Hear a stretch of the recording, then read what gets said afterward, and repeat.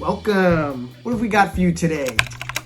All right, cool. A little something historically significant to the Chrysler K-Car platform. All right, let's get into it. Team Hesh presents Malaise Era Gold. We talking about the Dodge Decepzione. All right, picture this. It's the 1980s and Chrysler is swimming in K-Car money. So they buy Lamborghini. Yes, that Lamborghini. Lee Iacocca was exploring ways to integrate Lamborghini into the Chrysler brand, playing with the idea of Lambo trim levels for the Chrysler New Yorker and some other Chrysler cars. There was a lot of experimentation trying to make that purchase profitable. And what we got for you today is the result of some of those efforts. I'm gonna draw some Doug DeMuro energy right now. This is a 1989 Dodge Daytona with a 3.5 liter double overhead cam V8 from a Lamborghini Yalpa just slammed right into it. Just crammed right into the engine bay.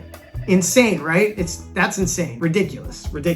So the Daytona previously had a 2.2 liter turbocharged inline 4, so the engine bay was tight. The V8 was transverse mounted and made about 250 horsepower with a manual 5-speed gearbox and all-wheel drive. They called it the Dodge Decepzione.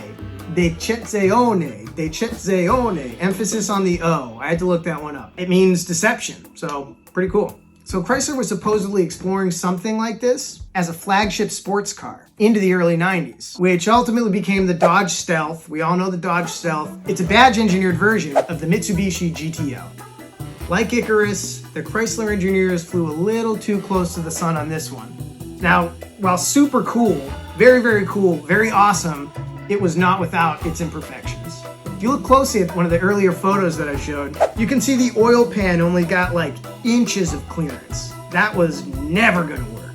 This is even with a custom cut down aluminum pan. It still hugged the road like dangerously close. So a little food for thought here, some food for thought. If ground clearance was the issue, I wonder if they could have tried to set up on a larger K-Car model, like the New Yorker or the Dynasty. Now I know we got insane fabricators out on the internet. If you're listening, you guys looking for some inspiration? Here you go. Somebody put a Yalpa engine in a New Yorker and pick up where Chrysler left off.